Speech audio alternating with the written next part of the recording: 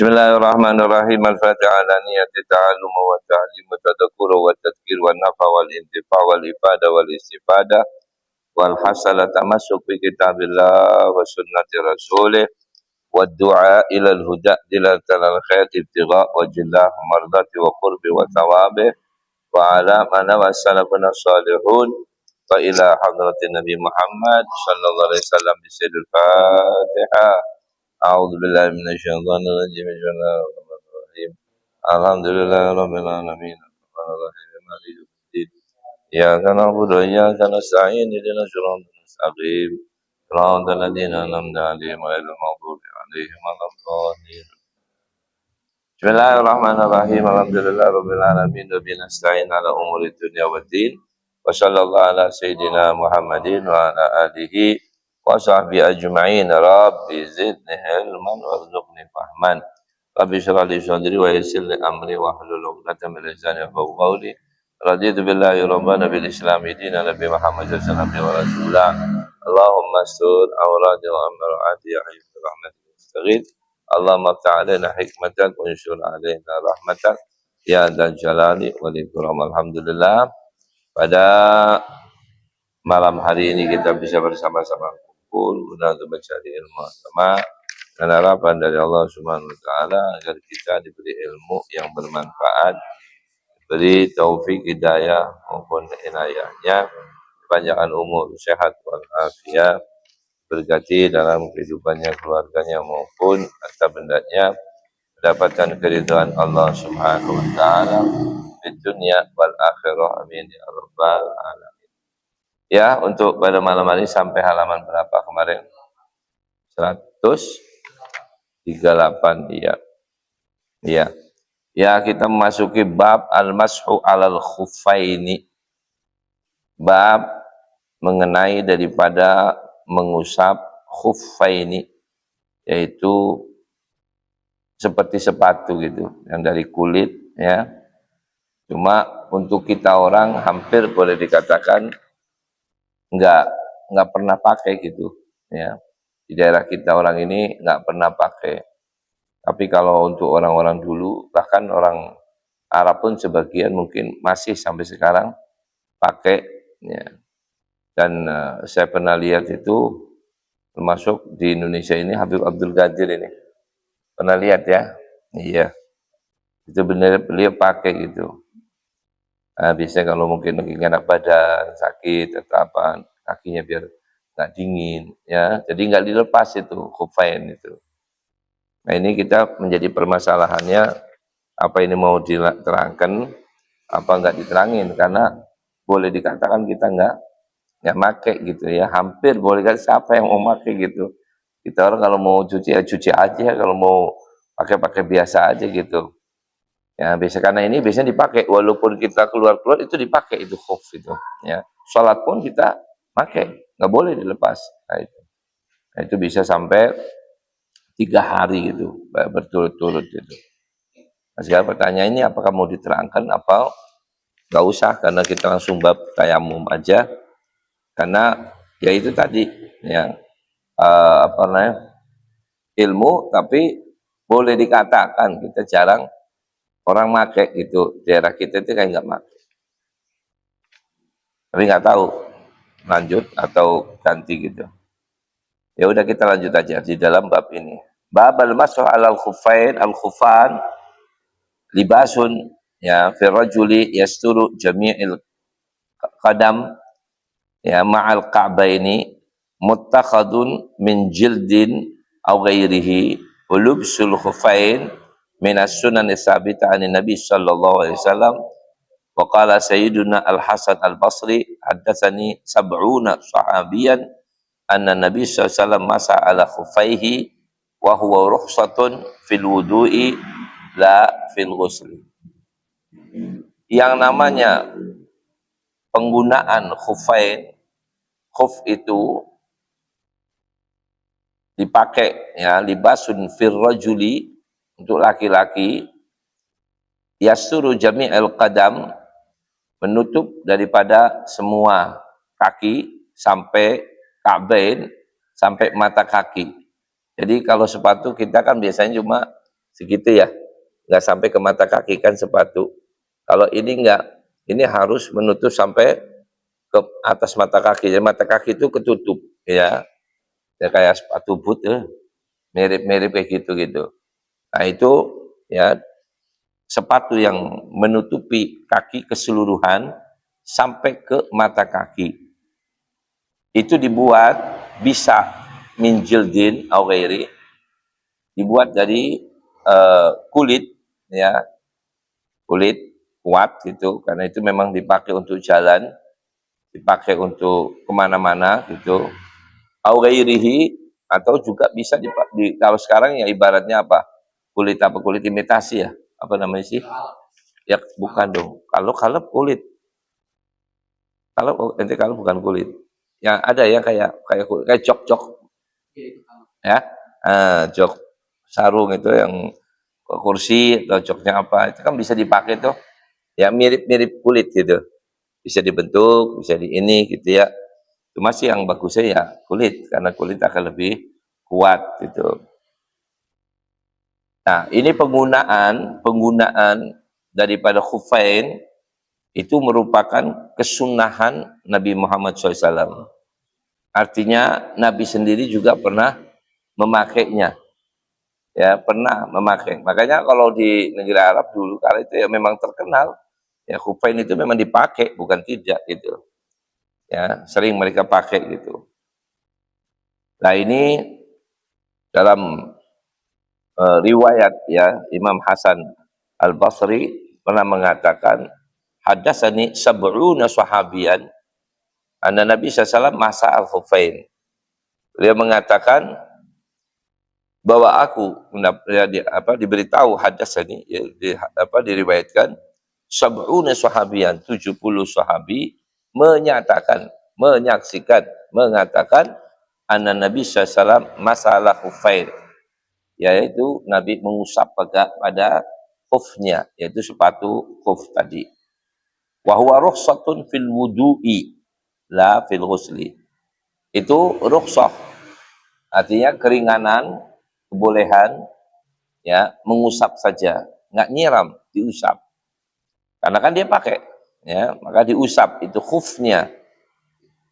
Tapi ini dipakai untuk sekedar wudu, ganti wudu atau mau berwudu ya, makanya dari siraman menjadi pengusapan saja, tidak dipakai untuk mandi. Kalau mandi ya harus dibuka ya, harus dibuka. Mas'alatun ayyuhuma afdal, al-mashu 'alal khuffain am ghaslu rijlain. Kalau begitu mana yang lebih utama kita ini? Apakah kita menggunakan khuffain kemudian mengusap saja, atau kita buka aja khufnya ya, kayak sepatunya kita buka terus kita basuh sebagaimana biasa ya. Andai kata kita pakai itu khuffain kemudian kita berwudu, apa yang lebih bagus? Apakah kita copot aja itu khufnya kemudian kita basuh, atau biarkan saja itu khufnya kita pakai kemudian kita usap saja? Nah, ini merupakan satu pertanyaan. Kemudian al-afdalu dijawab ghaslu rijlain ya. Al-afdalu ghaslu rijlain li'annahu al-asal illa fi surataini. Aslinya memang membasuh itu lebih utama dibandingkan mengusap pada khuf ya. Mengusap atau kita basuh, copot kita basuh. Jawabannya ya copot kita basuh. Aslinya itu yang lebih utama ya membasuh, karena memang asalnya orang berwudu ya membasuh ya, mencuci daripada kedua kakinya. Kecuali katakan di sini illa bisuratain, kecuali dalam dua ya gambaran ini. Satu, liman yasyukku fi jawazil mas'i ay dalilihi. Yang pertama itu bagi orang yang meragukan, ini boleh enggak sih gitu ya. kalau orang melakukan seperti itu, maka jawabannya lebih bagus ente ngusap. Kenapa? Biar meyakinkan kepada kamu. Karena ini barang yang betul-betul memang dibolehkan. Ya, kan kadang orang lakuin ini enakan gimana ya? Pakai enggak ya? Usap apa cuci apa ya? Kenapa ente melakukan? Ya masih kayak kurang serk gitu ya.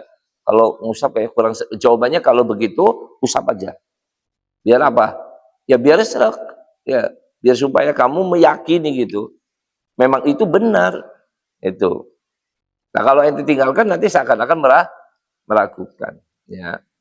Nah, ini kalau orang umpama mempunyai perasaan seperti itu, maka jawabannya untuk meyakinkan maka usap aja biar ente benar-benar ya mempercayainya dan tunduk dengan aturannya. Yang kedua, waliman wajada fi nafsihi karahatal mas'i wal afdalahu huna al mas'u. Atau juga sama orang yang ya saya tahu itu memang boleh itu sunnah ya, cuma buat saya kok rasanya kayak kurang apa, kurang mantep lah kalau ngusap-ngusap gitu ya, lebih mantepan mencuci. Nah jawabannya kalau begitu usap aja supaya apa, supaya bikin mantep ente, karena berarti ente kayak mengingkari atau tidak menyukai. Ini kan sunnah Nabi, kenapa kamu tidak ya menjalankannya ya? Tapi kalau kamu percaya memang itu ada dalilnya, itu benar, itu boleh gitu ya, bagus, sunnah dipakai, tahu udah jelas kamu.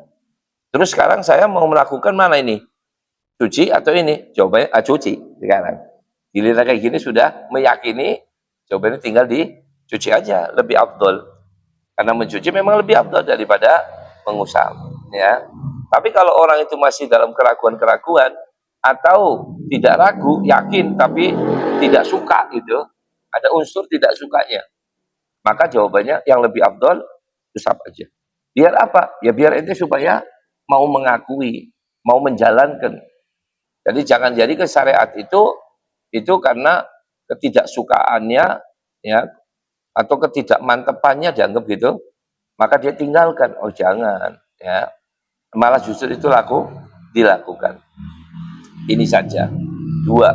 Tapi secara umum ya, secara umum kalau umpama kita pakai khuf juga, mana yang lebih afdal gitu? Anda tidak mengingkari, tidak juga tidak menyukainya, tidak. Tetap Anda menyukai kedua-duanya, menerima kedua-duanya. Tetapi saya sekarang mau jalanin yang mana? Jawabannya ya lebih bagus dicuci, ya. Lebih bagus dicuci. Itu saja. Ahkamul mashi alal khuffain khamsatun. Hukum mengusap kepada khuffain, yaitu sepatu tadi. Kalau kita bilang ya mungkin sepatu ya, bahasa kita sepatu orang, kalau saya bilang kayak sepatu kulit gitu yang dipakai itu. Memang bentuknya juga kayak sepatu tapi apa, ke atas gitu. Kalau sepatu biasa kan cuma segini doang udah ya. Kalau ini sampai ke ke apa namanya itu, ke mata kaki ya, ketutup mata kakinya gitu. Nah, di sini katakan hukum daripada masal khufain itu ada 5 perkara.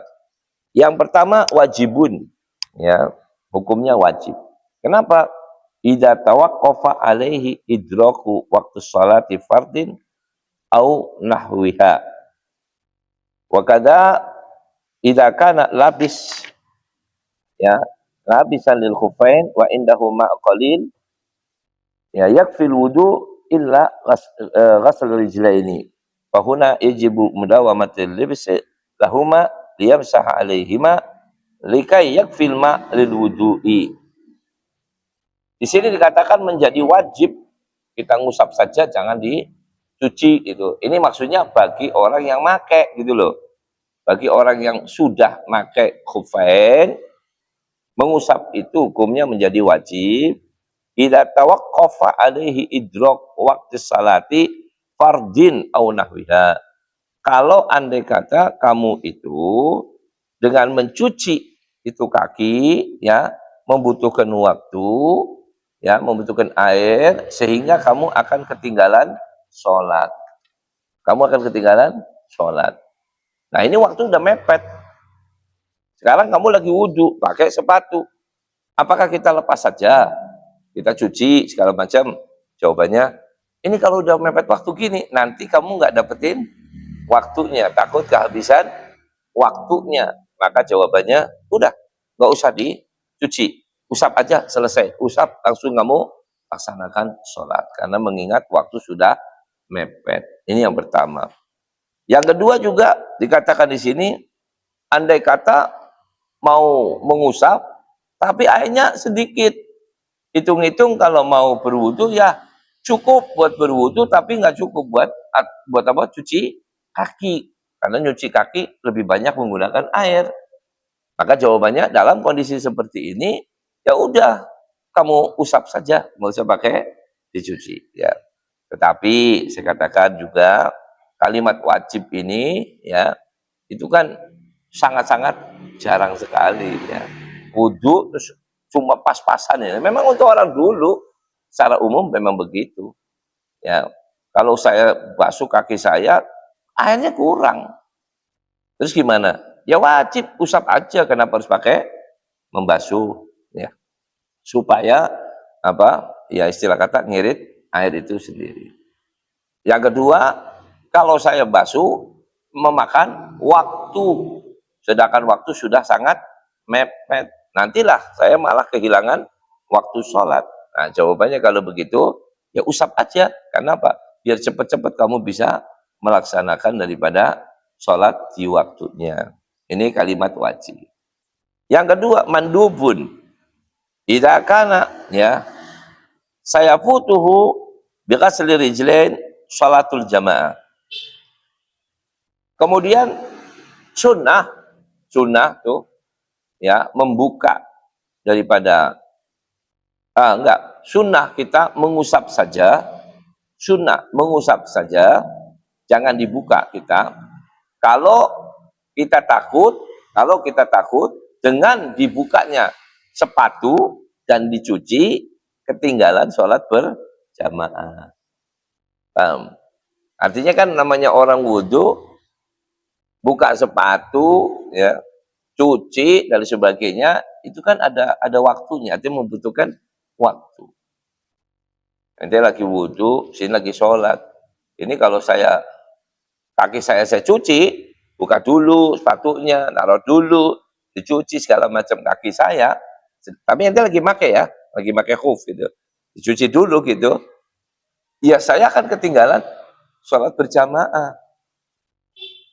Ibaratnya seperti itu. Maka jawabannya, oh kalau begitu disunahkan, arti sunah itu lebih baik. Yaitu nggak usah dicuci. Paham ya? Udah diusap aja. Diusap aja. Nah, perlu saya kasih tahu, penting sekali di dalam memahami arti kata sunnah. Sunnah ya itu mempunyai berbagai macam arti dan maksud sunnah itu. Kalau kita ambil satu aja, kalau dalam ilmu fikih, sunnah itu artinya kalau kamu kerjakan dapat pahala. Kalau kamu tinggalkan, ya itu tadi nggak dapat pahala. Ya, artinya ya boleh ditinggalkan nggak apa-apa, tapi nggak dapat pahala. Kalau kerjakan bagus, kamu dapat pahala. Ya, itu namanya sunnah.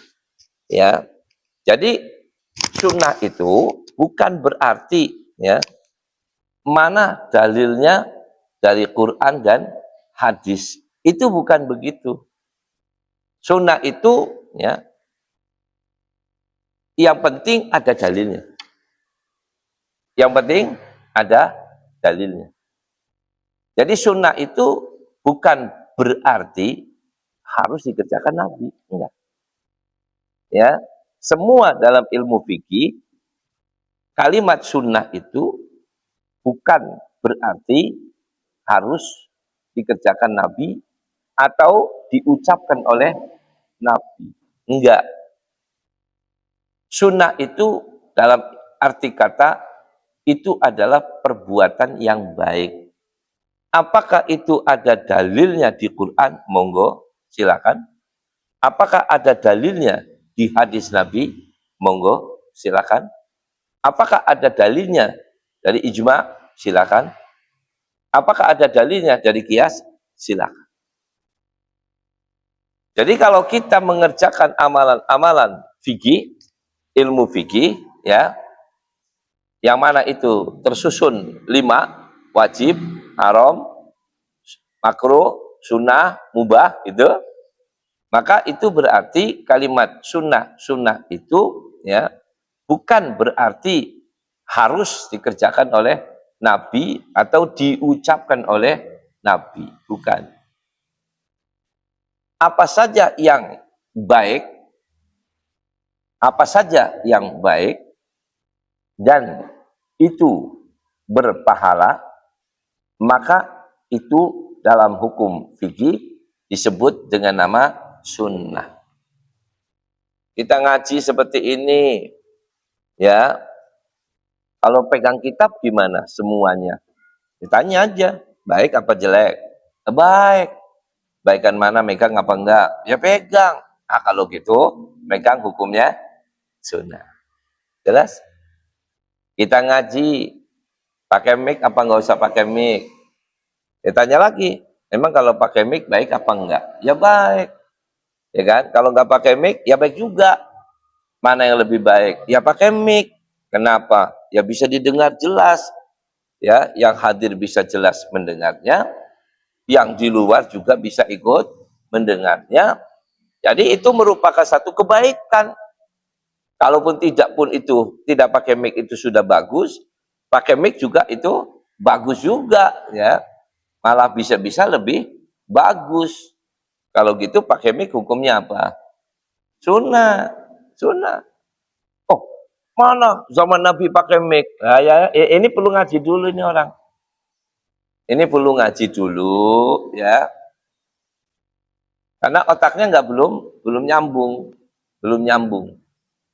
Mana ada zaman Nabi pakai mic? Siapa bilang Nabi pakai mic? Kalau ada mic mungkin Nabi pakai mic.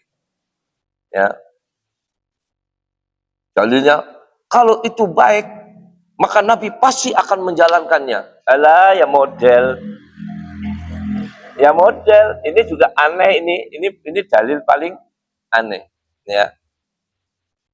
Kalau baca maulid itu baik, pasti Nabi sudah membaca maulid gitu. Al model ini orang. Kalau bikin maulid itu baik, maka sahabat sudah bikin maulid. Oh ya, baik itu, ya. Ya, itu dalil yang nggak nyambung itu. Itu dalil orang bodoh, bukan orang pinter. Orang pinter nggak mengatakan seperti itu, ya. Karena pada setiap zaman itu terkadang ada kelebihannya. Ada kelebihannya, Pak. Ya, ada kelebihannya. Nah, maka dari itu seperti contoh, ya. Sayyidina Utsman, ya, menggandakan Al-Qur'an. Diperbanyak itu Al-Quran, tulis ulang. Zaman Nabi tidak. Apa kita bisa mengatakan kalau itu baik, Nabi sudah menggandakan terlebih dahulu? Kalau pencatat Quran juga ada zaman Nabi, ya. Kenapa Sayyidina Utsman? Emang Utsman lebih pintar dari Nabi? Lah ya, argumentasinya nggak nyambung, nggak nyambung, ya. Nanti lagi ke sana lagi pada zaman kita, ya. Yang namanya Al-Quran diharokatin, ya. Kita dapetin Quran sudah ada harokatnya, sudah ada titik-titiknya. Kalau itu baik, maka sudah barang tentu Nabi akan nitikin, akan ngarokatin.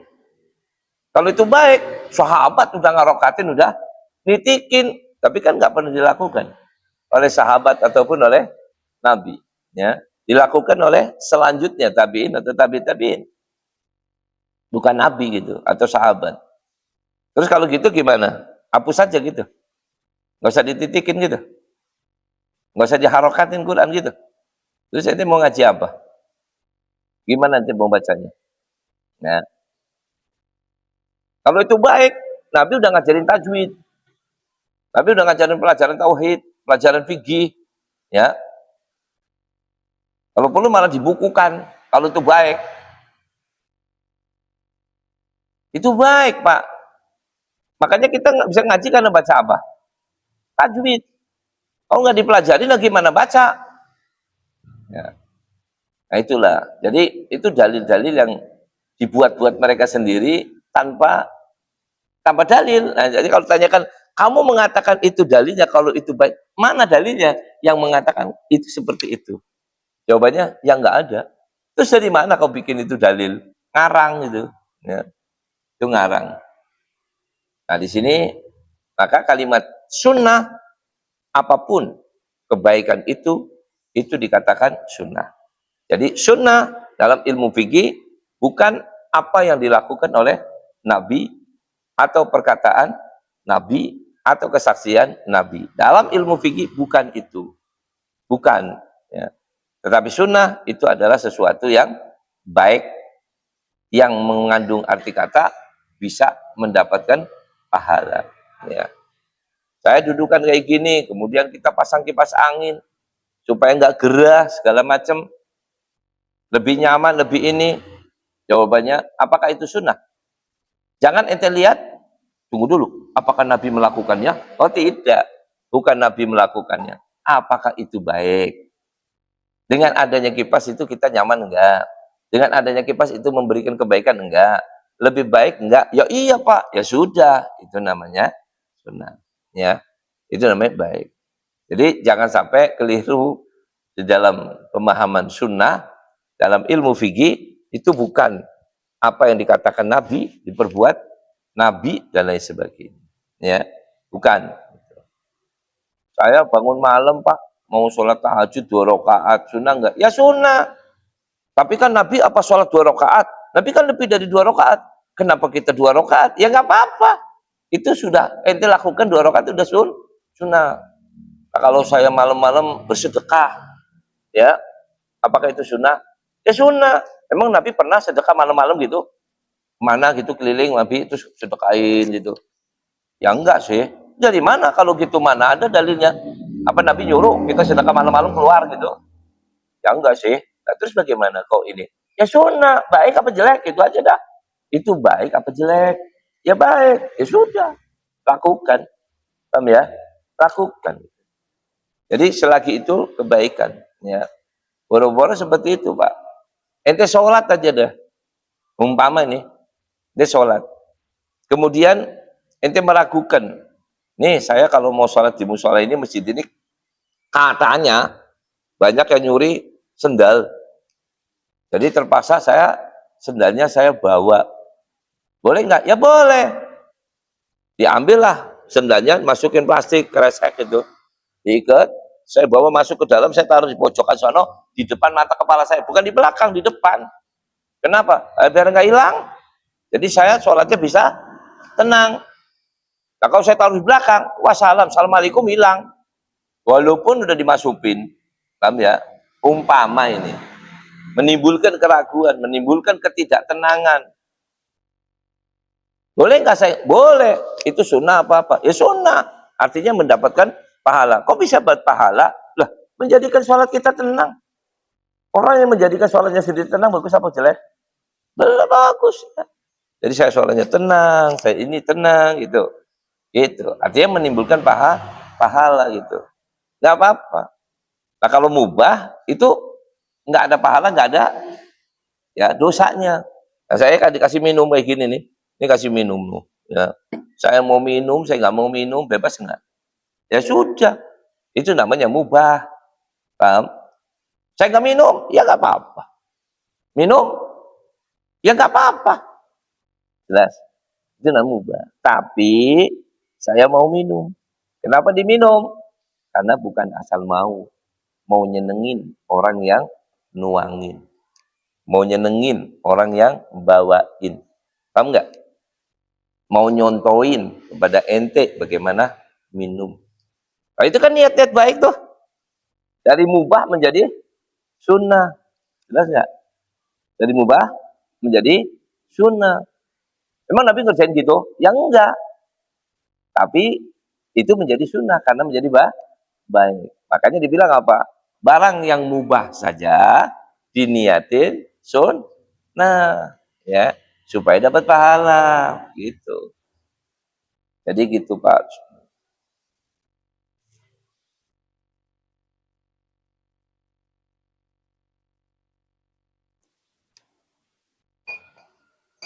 Nah, kembali lagi, jadi saya ingatkan supaya nanti di luar nggak kita ya kacau dengan omongan orang yang nggak jelas gitu, yang mengatakan mana dalilnya, ya mana seperti niat usolli fardul isya barakatin musafil kiblati imaman di dalam Allahu Akbar.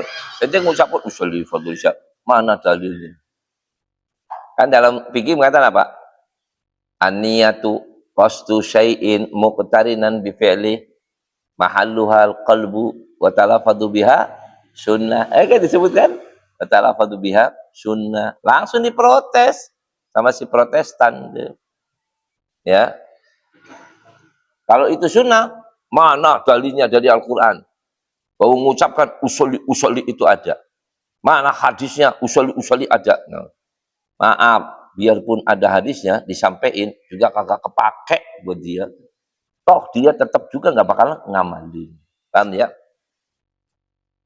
Orang kunut aja dalilnya jelas-jelas sahih kok. Ada sahih. Toh mereka juga sampai sekarang nggak kena kunut ya.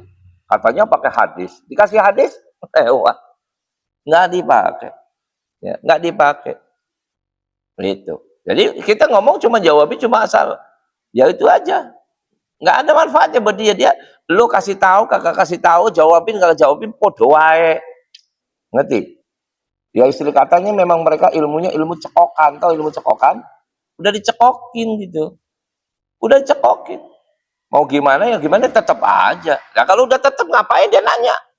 Toh dikasih jawaban juga nggak bakalan. Ya, itu seperti itu. Nah mereka punya pemahaman sunnah itu kalau kita ngomong sunnah berarti pernah dilakukan sama Nabi. Keliru, dalam ilmu fikih tidak seperti itu. Ya. Madupun idza kana ya saya futuhu bi ghasli rijlaihi salatul jamaah. Tuh lihatin. Disunahkan itu mengusap aja ya. Kalau sekiranya Anda pakai membasuh membuka khufnya sepatunya tadi, kemudian Anda cuci kakinya dan sebagainya, itu akan Anda tertinggal dari sholat berjamaah. Daripada ketinggalan sholat berjamaah, ya lebih bagus usap aja khuf, toh boleh-boleh saja, paham ya? Nah pertanyaannya, ini Rukhsah mengatakan sunnah, gitu ya? Mana dalilnya dari hadis? Apa pernah Nabi gini? Ya nggak pernah lah. Ngimpi ya kalau bilang pernah. Kan Nabi yang jadi imam. Mau takut ketinggalan berjamaah. Emang Nabi makmum? Ini mau pertanyaan agak nyambung gitu. Kenapa disunahkan? Ya, apa Nabi pernah melakukan seperti itu? Takut ketinggalan, jadi Nabi mengusap aja, terus Nabi, berarti ada buktinya Nabi mengusap? Ya enggak lah, Nabi itu enggak pernah jadi makmum, Pak. Kecuali sekali aja waktu Nabi sakit, itu aja Sayyidina Abu Bakar. Begitu Sayyidina Abu Bakar tahu, Nabi disuruh maju, Sayyidina Abu Bakar mundur. Ya. Jadi kadang orang ini nanya ngomong tapi enggak jelas gitu. Itu seperti itu. Yang ketiga mubahun. Al aslu fihi idza lam yalbasu imtisalan, ya. Asalnya menggunakan khuf itu adalah mubah. Ya, arti kata mubah boleh-boleh saja. Ente mau pakai boleh, nggak mau pakai juga boleh. Tetapi itu bisa juga menjadi sunnah pakai. Kenapa kau menjadi sunnah? Kalau tujuannya ngikut kayak Nabi. Ngerti ya? Nabi dulu pernah pakai, aku juga pengen pernah pakai gitu loh. Bukan pakai terus, pengen pernah pakai. Karena Nabi juga pakai. Nah berarti ente mengikuti sunnah. Ngerti ya? Nilainya aslinya mubah. Mubah. Tapi bisa berubah. Dari mubah menjadi sunnah. Sebab nih, ya sebabnya itu nih niat gitu. Jadi niat itu ngaruh banget gitu. Ya, niat itu ngaruh banget. Dan memang dalam ibadah kita semua tergantung pakai niat. Innamal amal binniyah. Semua amal tergantung niat. Apa bedanya sholat subuh sama sholat sunnah subuh? Apa? Niat doang, ya. Rokaatnya sama, bacaannya sama, apa-apanya sama. Paling kunut doang, nggak usah kunut juga tetap sholat subuh, ya. Nah, kalau gitu bedanya apa? Dan jawabannya niat. Yang satu niat sunnah, yang satu niat subuh wajib. Itu aja, ya. Lain dari itu nggak ada. Yang keempat makruh, takrarul mashi wa ghaslihi, ya'nahu ya'ibul khuf, ya. Yang keempat adalah makruh, yaitu apa? Mengulang, diusap iya, dicuci iya. Nyuci iya, ngusap iya. Nah, itu juga makruh. Ya salah satu aja, nggak usah duanya, ya. Yang kelima haram, ma'asihati, idza kana maghzuban, ya. Hukumnya haram tapi sah kalau andai kata menggunakan khuf itu, ya, atau mengusap itu, ya, menggunakan sesuatu yang bukan milik kamu. Umpama airnya kita mengusap nih, tapi airnya dari punya orang, nggak pakai ngomong, nggak pakai izin. Nah, tadi kan itu maghsub itu ghasab itu semi maling, ngerti ya? Mengambil punya orang. Nah, bedanya apa? Maling sama ghasab. Nanti orang-orang pondok itu yang paling ngerti itu. Kan di pondok apa-apa ghasab. Pakai nggak dibilang maling, sarek. Di pesantren itu namanya ghasab banyakan. Kenapa? Karena pakai sendal orang, pakai handuk orang, pakai sarung orang, pakai kopiah orang, pakai sejadah orang, pakai piring orang, pakai sendok orang, pakai gelas orang. Itu yang umum itu namanya ghasab itu. Kenapa disebut ghasab? Tidak disebut maling. Kau sama-sama ngambil punya orang. Kalau maling itu barang yang terjaga, Pak. Ngerti nggak? Maulana punya toko, ada barang-barangnya ditaruh di dalam, kan ya? Ditutuplah, dikunci. Jelas ya? Nah, kemudian ada juga sih barang-barang seperti umpama galon ataupun tabung gas, paham ya? Ditaruhnya di yang kosong ini, kosong aja dah, nggak usah isi. Taruhnya di luar. Jelas nggak? Di luar, Pak. Ya. Nah, sehingga untuk keamanan, kira-kira kalau ditanya mana lebih aman, yang di dalam apa yang di luar? Yang di dalam, ya. Yang di dalam kalau diambil lu maling. Yang di luar kalau diambil lu ghasab, ngambil punya orang tanpa izin. Kenapa tidak disebut maling? Salah lo, kenapa taruhnya? Saya punya motor, saya parkirin di depan jalan kayak gitu, tuh parkir motor, kan gitu ya. Walaupun dikunci. Kan diparkir tuh. Ada orang tahu-tahu krek, pakai kunci apa kek, krek langsung meng jalan. Maling, enggak maling. Ghasab itu namanya. Kenapa dibilang ghasab? Ya karena naruhnya enggak benar. Itu kan bikin orang pengen nyuri. Coba aja taruh di dalam. Ya, taruh di dalam, rapi, dikunci, aman enggak? Istilahnya nih, aman. Diambil gitu, oh bener lu maling lu. Ya bener-bener maling ente. Kalau ini namanya ghasab. Kita punya sendal, ya kan? Nanti sendalnya taruh kan di situ. Nah, orang bisa pakai nggak? Alah ya bisa, ya. Namanya ghasab, ya. Ghasab, Pak. Musola kayak gini, nggak dikunci, dibuka 24 jam, dipasangin hilang. Itu maling, bukan maling itu. Namanya ghasab. Kenapa? Ya, karena dia nanti taruh geletak itu. Emang ada keamanannya nggak itu? Kalau ditaruh pintunya buka, nggak aman. Nah, jadi kan orang mengambil itu namanya ghasab, ya. Tapi kalau sudah dikunci, ya rapat, udah aman. Ini istilah kata, ya siapa yang mau masuk? Keterlaluan kalau dia bisa masuk, gitu ya. Nah, terus dia masuk membobol dan dia masuk, dia diambil gitu. Nah, itu namanya maling. Nah, itu namanya maling. Ya. Ada orang tahu-tahu ke musola, keran-keran yang ada di musola dicopotin itu. Keran yang buat wudhu kan di luar tuh dicopotin. Itu namanya ghasab, ya.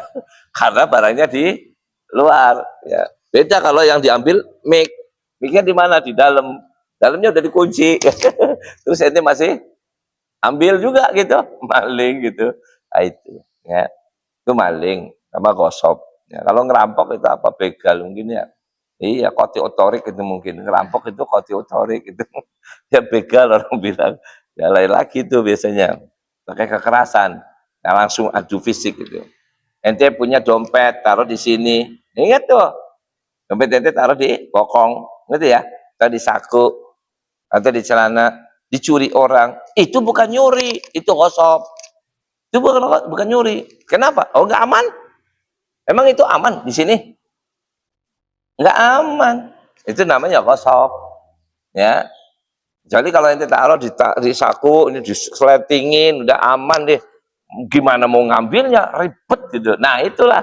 Berarti sudah ada pengamanan. Ya. Beda gosop sama mencuri. Ya. Cuma karena merasa kehilangan, ya semua dipukul rata, maling. Bahasa kita maling gitu. Apa itu? Pokoknya ngambil punya orang. Ya. Nah, kemudian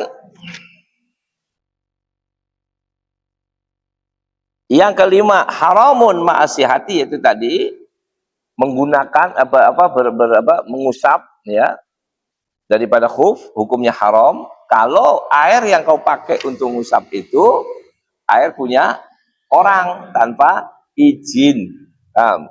Tanpa izin, itu namanya ghasab itu. Yang kelima, wa ma'ana masihati idza kana rajulu muhriman. Nah, ada lagi hukumnya haram mengusap itu, dan juga hukumnya di sini tidak sah mengusapnya kalau ente dalam kondisi ihram. Artinya ente lagi umroh atau lagi haji belum selesai. Kenapa? Karena kondisi seperti itu kan ente nggak boleh memakai apa? Jahitan. Kan kita nggak boleh pakai jahitan. Lah kalau yang namanya selongsong itu sepatu itu kan nggak boleh dipakai buat orang umroh ataupun orang yang haji, ya nggak boleh. Mana ada orang pakai sepatu? Nggak ada, semua pakai sendal. Karena nggak boleh ada lingkaran, nggak boleh ada jahitan dan sebagainya. Ya, lingkaran nggak boleh, jahitan juga nggak boleh gitu. Kopiah pun juga nggak boleh. Ya, sabuk pun nggak boleh. Kalaupun sabuk paling orang bilang cuma hanya satu ikatan saja, karena supaya tidak menjadikan ya kayak jahitan, nggak boleh itu. Nah itu yang disebabkan karena nggak diperbolehkannya, maka perbuatan itu dikatakan haram ya, dan tidak sah karena memang tidak boleh menggunakan seperti itu. Nah ini 5 hukum ya di dalam penggunaan daripada khuf itu sendiri. Muddatul masah lil muqim yaumun wa lailatun walil musafir ya talatatu ayamin bilayaliha wa syartus safar an yakuna mubahan tawilan itnain wa samanina kilometran fa aksar. Adapun masa berlakunya kita mengusap pada khuf tersebut itu ada 2 ya ketentuan. Bagi orang yang mukim, artinya ente tinggal di rumah ente, di negeri ente, di kota ente, ya seperti kita lagi tinggal di kampung kita sendiri. Saya di Condet nih, saya tinggal di Condet. Kemudian saya menggunakan khuf, ngerti ya? Karena saya tinggalnya di sini, maka khuf yang saya pakai itu, ya, yang tidak saya lepas itu, nanti kan ada syarat-syaratnya itu, ya. Itu kalau saya mau pakai diusap saja, boleh. Berlaku berapa lama? Berlakunya cuma 24 jam. Yaumun walailatun. Jadi kalau saya pakai mulai malam ini, ya dari malam ini sampai malam ini. Dari sekarang sampai besok, masuk lagi sekarang. Habis 24 jam. Jadi kalau sekarang saya usap, maghrib, isya, ya kalau saya pakai dari mulai menjelang maghrib gitu, terus saya pakai sampai subuh, usap, duhur, usap, ya, asar, usap, maghrib nggak boleh. Karena sudah dipakai ngusap. Ya, itu kan namanya 24 jam. Dimulai dari pengusapan maghrib, ya, untuk sholat maghrib itu, nah nanti ditutup, ya, menjelang maghrib. Begitu masuk maghrib sudah kita nggak boleh mengusap, harus dicuci, ya, harus dicuci, gitu. Nah ini bagi yang mukim. Mukim itu artinya ya tinggal di kotanya. Tetapi buat orang yang musafir, nah musafir kan jadi bepergian tuh, ya, dari sini ke Surabaya kayak ke Bandung kayak, pokoknya yang penting intinya itu musafir itu di atas 82 kilo, ya, di atas 82 kilo di atas gitu. Nah, biasanya sih aslinya itu dihitung dari perbatasan, ya.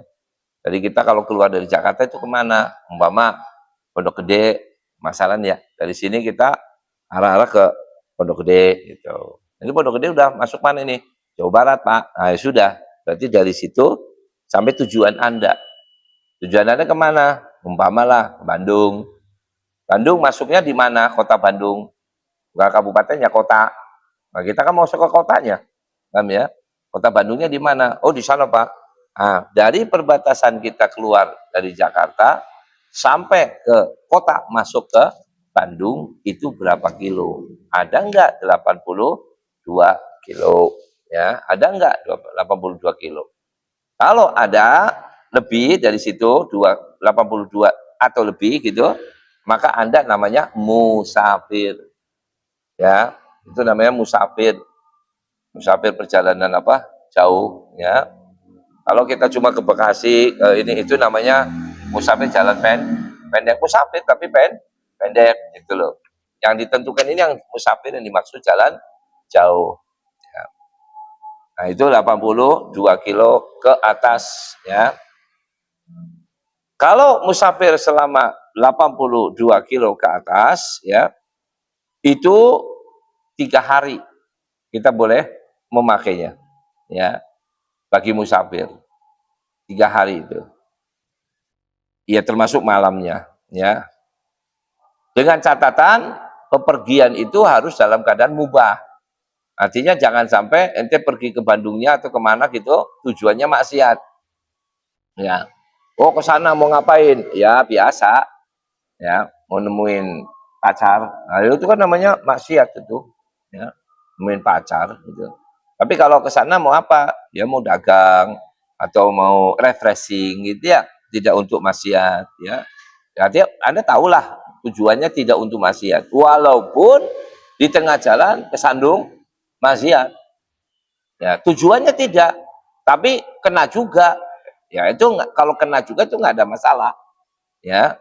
Ya kayak ente sekarang nanti mau ke apa? Umpama Bandung lah gitu ya. Tahu-tahu di jalan ya ketemu orang, lihat perempuan. Ya kan maksiat itu, ya. Atau apalagi ada lagi kena lagi maksiat lagi gitu. Tapi apakah itu tujuan Anda? Oh tidak, Pak. Itu kebetulan aja. Nah, itu kebetulan-kebetulan itu tidak dihitung. Ya, yang dihitung itu adalah yang memang ente tujuannya maksiat. Ya. Selagi mubah saja udah nggak apa-apa. Ya, apalagi kalau tujuannya sunnah atau wajib seperti cari nafkah, ya, mau cari nafkah, kerja, mau ini dagang, nah, itu nggak masalah. Nah, di sini untuk orang musafir diberikan kesempatan yaitu selama 3 hari 3 malam. Kalau untuk mukim cuma 1 hari 1 malam. Ya. Kemudian dikatakan ibtidaul muddah min intihail hadas al kain ba'da lubsi wa huwal mu'tamad.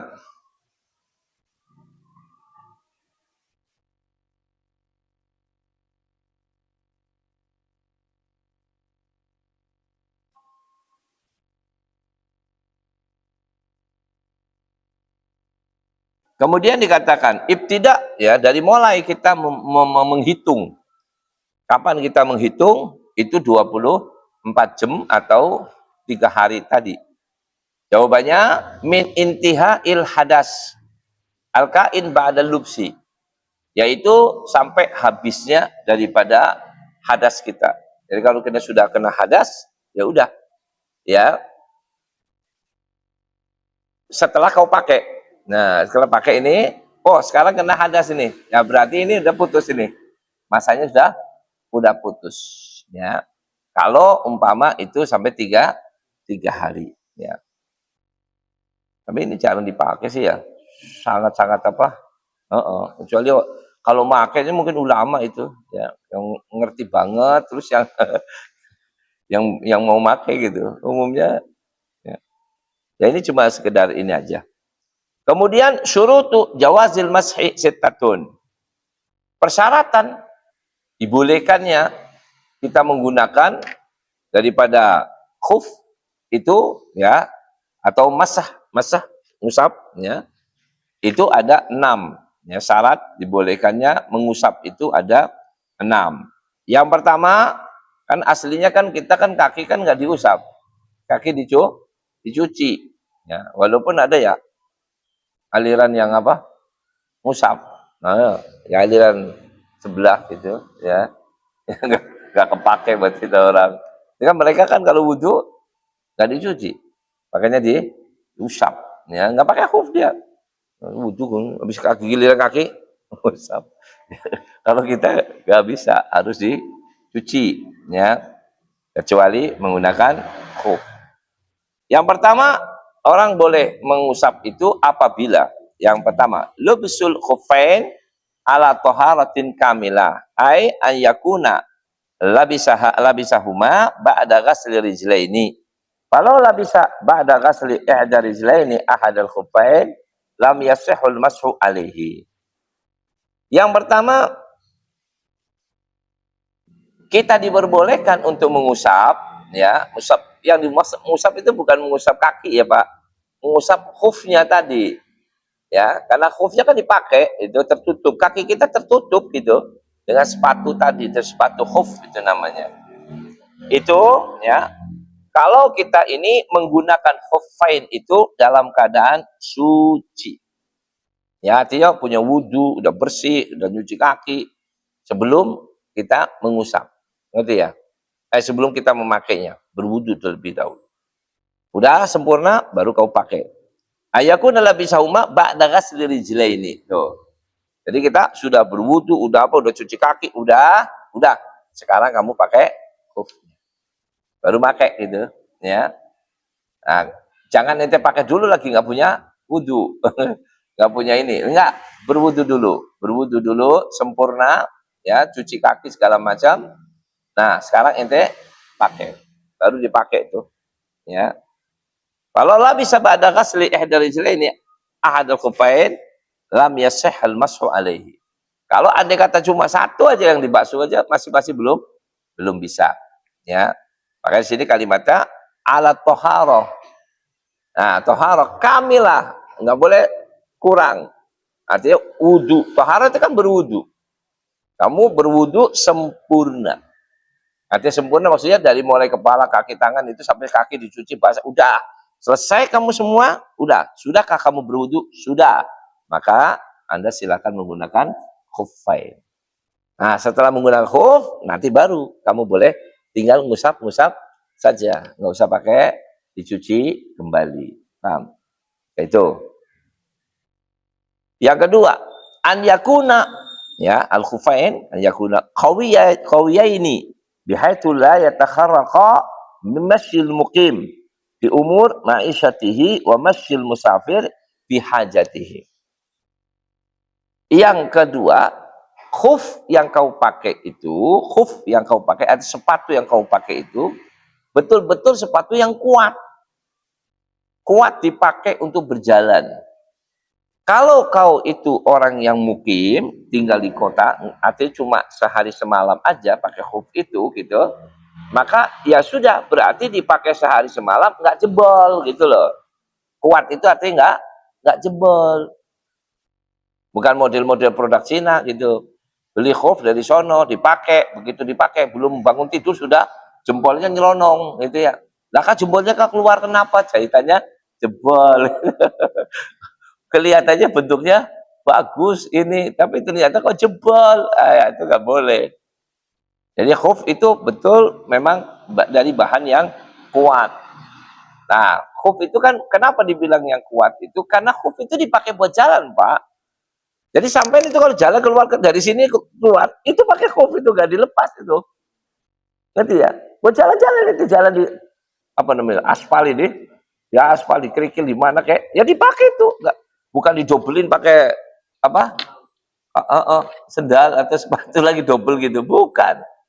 Ya, khuf itu bukan kaos kaki. Bukan.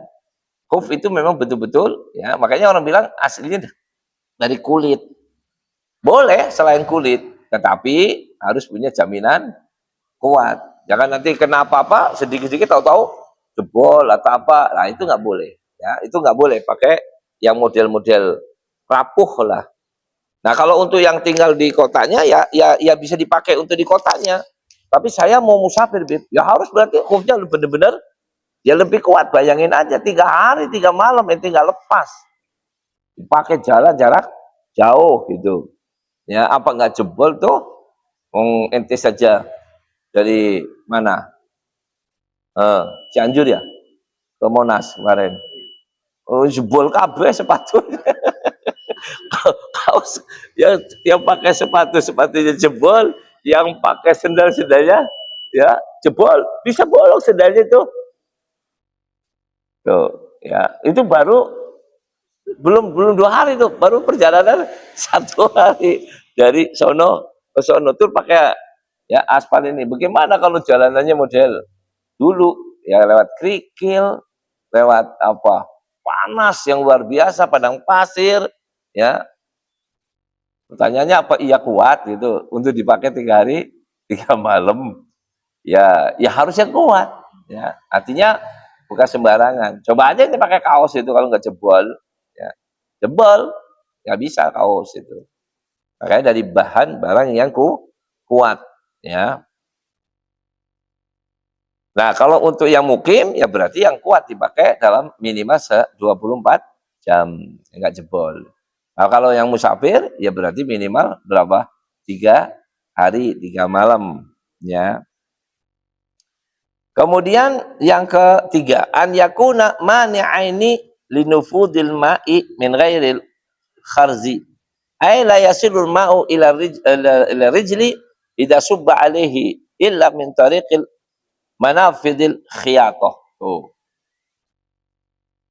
Khuf ya, itu dibuat dari bahan ya yang tidak tembus air. Kulit itu nggak tembus air. Makanya orang dulu kulit bisa buat nyimpen air, ya. Ya kalau kulit kan buat nyimpen air dulu. Girbah itu orang bahasa Arabnya girbah. Itu kantong air orang bilang, ya, kantong air dari kulit. Nah itu nggak bocor tuh, artinya nggak merembes orang bilang. Ya. Nah, yang namanya khuf, andai kata ente pakai, terus ente tapi jangan dari bolong-bolongnya ya, dari atas. Kalau dari atas kan bolong itu. Ya, maksudnya kita pakai sempurna gitu, terus ente siram air pure gitu, itu air nggak bakalan masuk ke dalam kaki kecuali merembesnya itu masuk dari sela-sela apa jahitan. Paham nggak? Kan ada jahitannya. Kalau masuk dari jahitan, ya wajar. Nah, dibolongin, kamu jahit. Kalau enggak gimana? Tapi kalau masuk dari pori-porinya, ya itu enggak. Makanya orang kadang bilang, apa bedanya khuf sama kaos kaki? Ya beda. Oh. Kaos kaki kecemplung banyu langsung basah semua. Ya basah semua. Oh, kaos kaki disiram air, gitu gimana? Ya merembes, Pak. Masuk ke dalam, ya dalamnya semua gitu. Jadi khuf ini nggak boleh, ya. Jadi kalau nanti pakai khuf, andai kata itu nginjek-injek itu air itu basah-basah itu, nggak apa-apa, nggak tembus ke kaki ente. Kalaupun ada yang masuk itu hanya sebatas dari apa?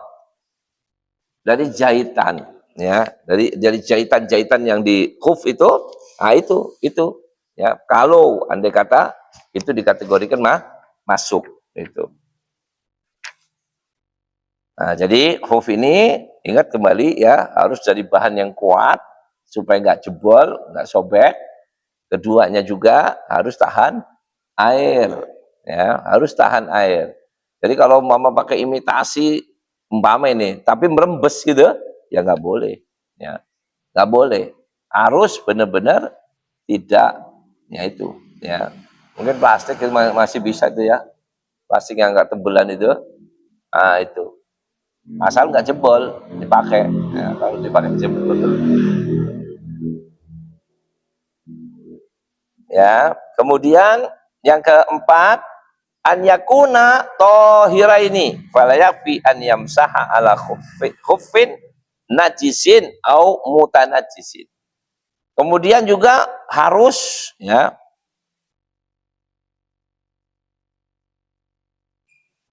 ya, harus yang namanya dua sepatu khuf tadi, ya, benar-benar suci. Yang pertama, kalimat suci bukan dari, andai kata kulit ya, bukan dari kulit yang najis seperti kulit anjing atau kulit apa namanya itu yang belum didabel seperti kulit macan, kulit apa, tapi belum didabel, ya. Itu masih hukumnya najis. Nah, itu nggak boleh. Harus benar-benar ini kulit suci nggak ini? Oh, suci, Pak. Ya udah, ini boleh. Nanti ya. Itu masih dikatakan boleh. Yang kedua, tidak boleh juga terkena najis, ya. Jadi kita pakai, waduh tadi saya nginjek kotoran sapi, ya najis. Kalau gitu ya dicuci itu, khufnya harus dicuci, ya, karena najis tadi. Nah kalau nggak najis ya nggak apa-apa, boleh-boleh saja, kecuali nih najis yang dima'fu, karena najis tapi dima'fu. Nah kalau najis dima'fu itu nggak apa-apa, nanti ngusapnya jangan yang di najisnya, gitu ya. Cari tempat yang nggak najisnya itu, kalau itu di ma'fu. Yang kelima, anjakuna satiraini lima halil fardi minal jawanib, ya, wasufla wala yadurru kasfuhuma min a'la. Kemudian yang kelima, anjakuna satiraini lima halil fardi, yaitu wajib menutupi, ya, tempat-tempat yang wajib harus tertutup. Nah, dari sisi kanan, sisi kiri, dan juga dari sisi apa bawah. Wala yadurru kasfuhuma min a'la. Nggak apa-apa kalau kelihatan dari atas. Nah ini. Nah ente bayangin. Jadi maksudnya begini loh. Khuf itu kan dipakai sepatu kayak tahu ya, sepatu boot gitulah. Kita anggap-anggap kayak boot ya. Nah, sepatu boot ini.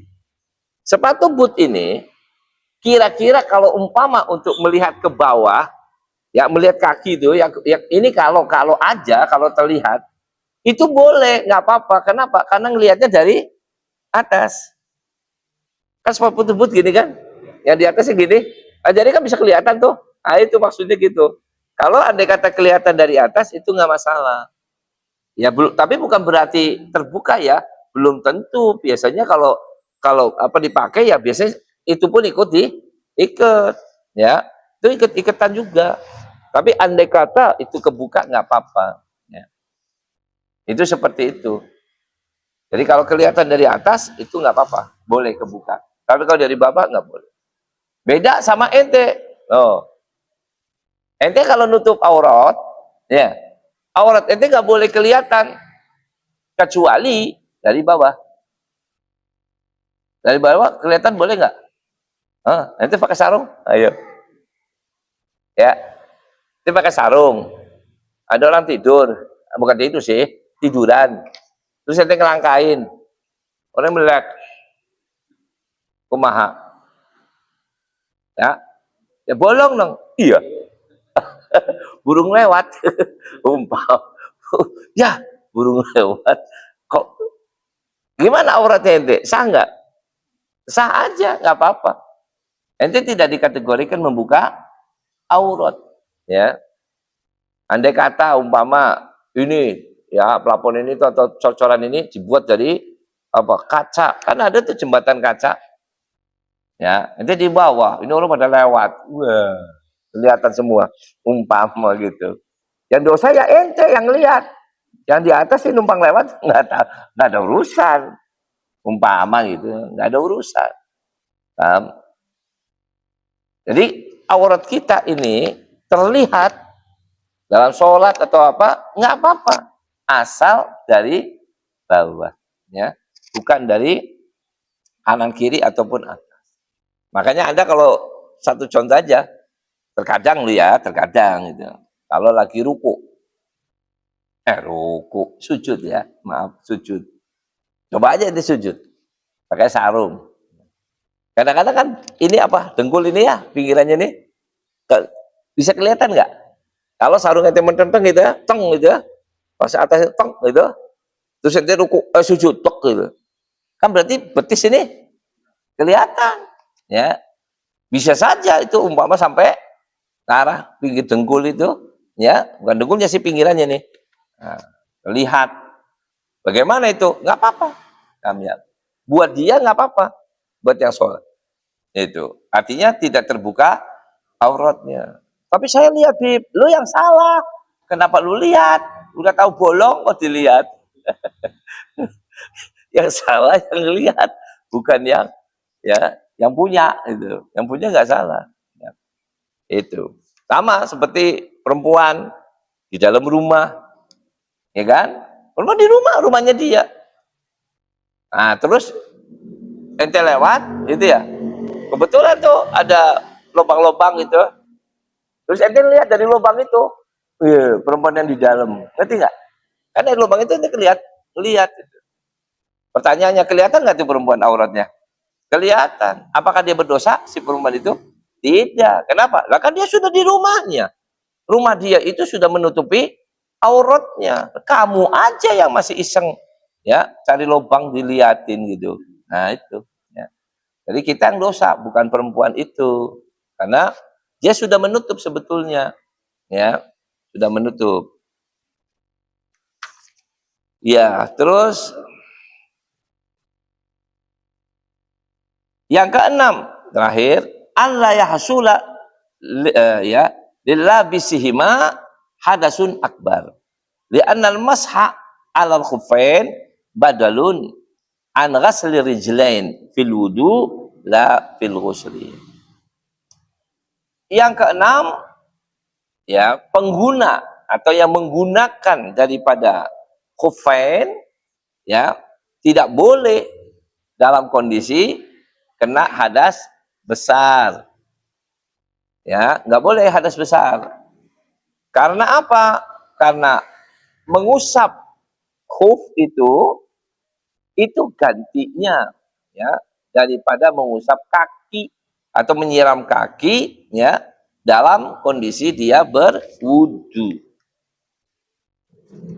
Jadi yang kita bahas ini adalah perkara wudu dengan menggunakan khuf. Adapun kalau bukan wudu, maka khuf ini nggak kepake. Saya kena hadas, Bib, ya mandi. Kakinya gimana? Ya digosok, disiram, ya. Copot itu khufnya.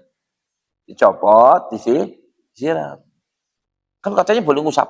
Itu ngusap buat wudu, bukan buat mandi. Kalau buat mandi nggak bisa. Makanya dari awal sudah diterangkan di sini, ya. Wa huwa rukhsatun fil wudu'i la fil ghusli.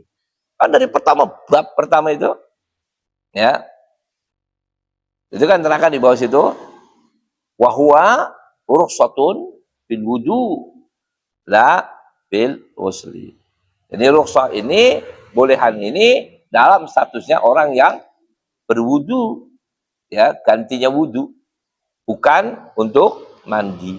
Kalau untuk mandi, ya wajib harus pakai siram. Jadi khufnya dicopot, ya. Harus copot itu.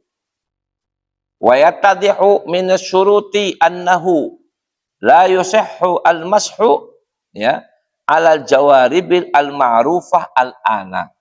Li'anna ghairu mani'ah linufudil ma'i wa ghairu qawiyah wa huwal mu'tamad 'inda jumhuril madhahibil arba'ah. Kalau begitu, dengan kita melihat 6 syarat-syaratnya ya menggunakan khuf tersebut, ya, maka kita tidak boleh menggunakan dengan apa, sepatu yang umpama sepatu yang kita pakai gitu ya, itu kan nggak sesuai dengan syarat sampai nutup kaki. Keduanya juga nggak boleh seperti pakai kaos kaki, ya. Kaos kaki kan nutup semua tuh sampai atas ya, nutup semua Pak. Berarti ini boleh dong? Ya nggak bisa. Satu, ini merembes air, ya. Kalaupun nggak merembes, jawabannya nggak kuat dipakai, ya, dipakai kemana-mana seharian itu, kita jalan-jalan, mesti bakalan jebol. Nah, beda dengan khuf, yaitu yang sifatnya dari kulit atau sejenis kulit. Nanti kata sejenis kulit, yaitu setara gitu, setara dalam kuatnya, dalam apa, tidak merembesnya, gitu. Bukan setara-setara asal pakai kulit imitasi, ya, umpama ada kulit imitasi bukan asli tapi disiram air merembes, umpama itu dipakai jebol, ya, nggak bisa itu. Makanya khuf itu ya lumayan dah, ya. Ada sih tuh, nggak tahu kalau di Indonesia mungkin nggak ada yang jual mungkin ya, pantasnya dari luar, pantasnya lu. Kalau di saya kalaupun ada yang jual siapa yang mau beli, pertanyaannya gitu. Nah, orang jual kan mesti ada yang mau beli kan ya. Barang nggak ada yang mau dibeli. Lalu siapa yang mau jual? Ngapain mau jual? Orang nggak ada yang beli. Itu biasanya ya. Jadi kayak Abang Abdul mungkin dari Saudi, ada temennya, atau dia sendiri, atau saudara, atau siapa. Di sana ada nggak? Ada di sana. Ya, memang enak. Contoh ya Pak ya. Buat orang yang suka meriang itu. Karena kan dia kan ya meriang itu kan kaki dingin kan. Nah, kalau orang kita kan biasanya kaos kaki. Nah, mereka nggak pakai kaos kaki, pakainya khuf. Ya, khuf itu anget Pak, yang ditutup rapat itu. Ya, itu biasanya seperti itu. Nah, saya tahu itu, saya kira itu yang pernah dekat sama Abdul Qadir, itu akhir hayatnya ya, pada sering sakit-sakitan, dia pakai khuf. Sholatnya pakai khuf, keluarnya pakai khuf, ya, kemana-mana pakai khuf itu. Kenapa kok begitu? Ya kondisi lagi kurang prima. Jadi istilah kata pakai itu lebih nyaman. Jadi kayak ngajar kayak gini pun ya pakai khuf. Orang bilang orang ke masjid pakai sepatu boleh, boleh, asal jangan najis. Ya, aslinya orang pakai sepatu itu boleh Pak. Pakai masuk ke masjid, Pak. Cuma kita orang aja, tentara masuk masjid pakai sepatu dikeroyok rame-rame. Kurang ajar kan gitu. Sebetulnya itu kan boleh. Emang sepatunya tentara itu najis? Ya enggak sih. Lah kenapa dilarang? Masuk masjid pakai sepatu. Nah, kita kan sudah kebiasaan. Aslinya itu boleh. Ya. Itu kalau ente mau tahu, itu di Mesir, itu ada Masjid Azhar, masjid-masjid yang lama-lama gitu ya. Itu kan banyak turis-turis tuh, ya, banyak turis. Nggak tahu Istiqlal, mungkin niru juga mungkin. Kalau enggak ya bodoh, ya. Pantasnya niru gitu. Apa di situ? Itu khusus buat turis-turis, itu nggak disuruh nyopot sepatu. Kalau mereka mau masuk masjid, silakan. Dikasih apa tahu? Kantong. Tahu kantong? Apa? Dari kain. Dibungkus gitu. Masukin. Diikat. Satu lagi masukin. Diikat. Jadi kalau pakai sepatu, pakai sendal, ya udah terusin aja. Tapi tertutup dengan itu. Kenapa pakai itu? Takutnya. Ya, sepatunya kotor, sendalnya kotor, atau najis. Ya, kalau dinyatakan nggak kotor nggak apa, ya nggak apa-apa. Ya, ya, makanya sekarang kalau orang pakai khuf juga jalan-jalan terus naik ke atas, orang bukan masalah ngelarang karena najis, yakinlah itu nggak najis. Paling dilarang karena apa? Kotor Pak, sampean tadi ya, ente aja nyeker aja dari rumah, nggak pakai sendal, langsung ke masjid, dimarahin. Kenapa? Nggak pakai sendal, kotor kakinya, tahu bukan najis tapi dianggap mengotori. Ya, kenapa ngotorin? Ya karena kita pakai karpet. Coba kalau sini pakai tanah, pasir, ketemu pasir, kotor ora? Gak apa-apa. Ya. Orang dulu kan masjidnya pakai apa? Pasir. Jalannya di mana? Pasir. Dari pasir ketemu pasir. Apa yang masalahin? Ya. Maya itu kesopanan aja bagi kita ya untuk di sini ya sopan. Tapi kalau di negeri Arab itu lihat orang tua-tua tuh duduk pakai sepatu dari rumah ke masjid pulang lagi itu pakai sepatu nggak dilepas, gimana itu? Ya nggak gimana-mana, boleh-boleh saja ya. Memang begitu, karena itu nggak najis. Gitu ya, paling istilah katanya di situ kasih keset buat ngeset gitu. Nah kalau di sini dikasih keset lucu. Ya buat keset apa gitu, udah pakai sendal kok dikesetin. Kan ya, kecuali kalau sana basah mungkin dikasih keset biar ngilangin basah. Lah kalau orang pakai sendal, terus naik ke sini, terus kesetan dulu gitu. Yang mau dikesetin apa? Orang udah pakai sendal ya. Kalau nggak pakai sendal, nah itu kesetan supaya debunya ininya nggak ke bawah gitu. Ya begitulah ya. Kemudian kita memasuki lagi kaifiyatul masah. Ya, bagaimana caranya kita mengusap dan begitu pula wa mubtilatul masah dan bagaimana yang membatalkan daripada usapan tersebut. Insya Allah lanjut waktu yang akan datang supaya nggak terlalu bingung ya. Jadi pada halaman 140 ya, 140 yaitu bagaimana kaifiyatul masah, mengusapnya itu seperti apa ya, apakah begini ya, dan lain sebagainya, di mananya, apa di atas, apa di bawah, di samping, nah, itu nanti kita ya akan terangkan insya Allah sesuai dengan apa yang ada di kitab ini sendiri.